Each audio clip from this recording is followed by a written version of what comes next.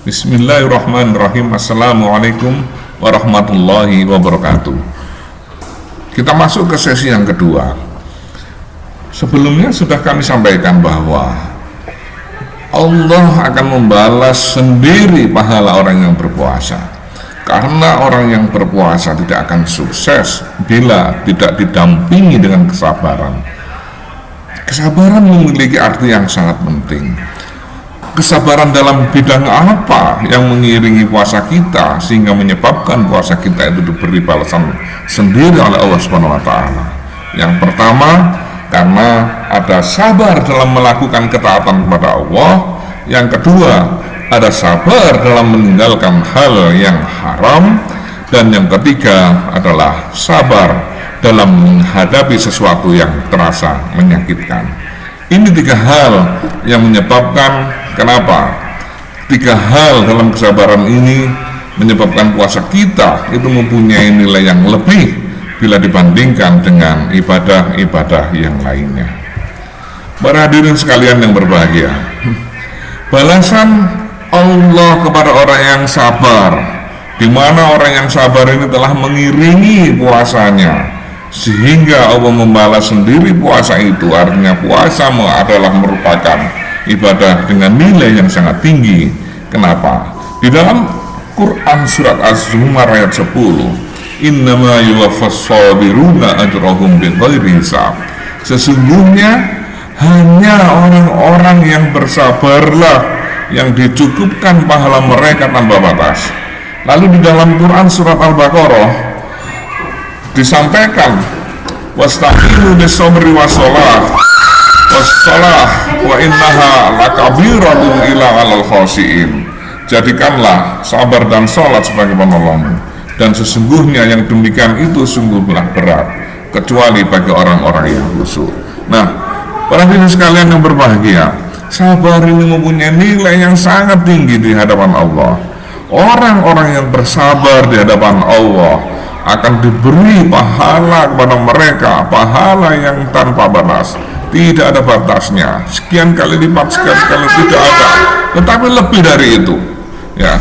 Bahkan di dalam surat Al-Baqarah ayat 45 disampaikan, jadikanlah sabar dan sholat sebagai penolongmu, dan sesungguhnya yang demikian itu sungguh berat kecuali bagi orang-orang yang khusyuk. Artinya apa? Kita kalau menginginkan kita ini ditolong oleh Allah, kalau kita ini meminta tolong kepada Allah, maka kuncinya hanya ada dua, lakukan dengan sabar dan dengan sholat. Kalau kita minta pertolongan kepada Allah tidak dengan sabar dan dengan sholat, Allah niscaya tidak akan memberikan pertolongan kepada kita. Maka betapa pentingnya nilai sholat, betapa pentingnya nilai sabar dalam menggapai pertolongan dari Allah Subhanahu wa taala. Lalu apa hubungannya antara syukur dan sabar?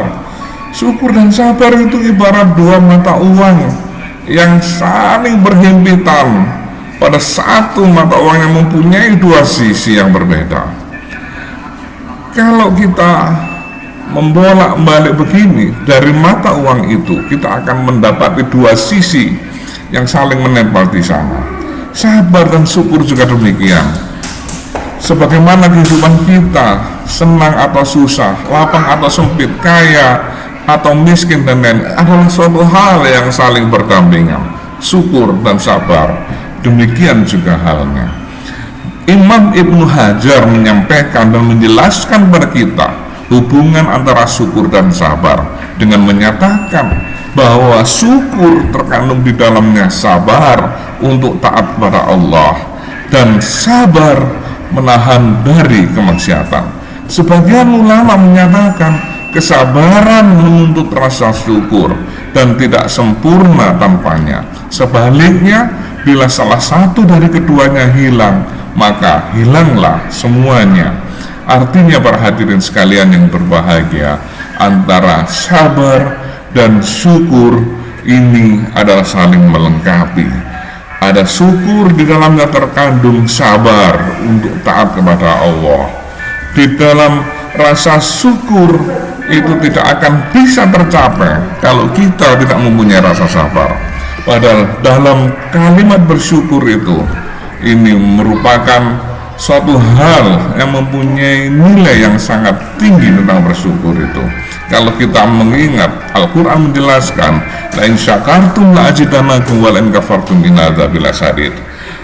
Marilah kita ini bersyukur, senantiasa bersyukur kepada Allah, agar supaya kita ditambah nikmat kita oleh Allah.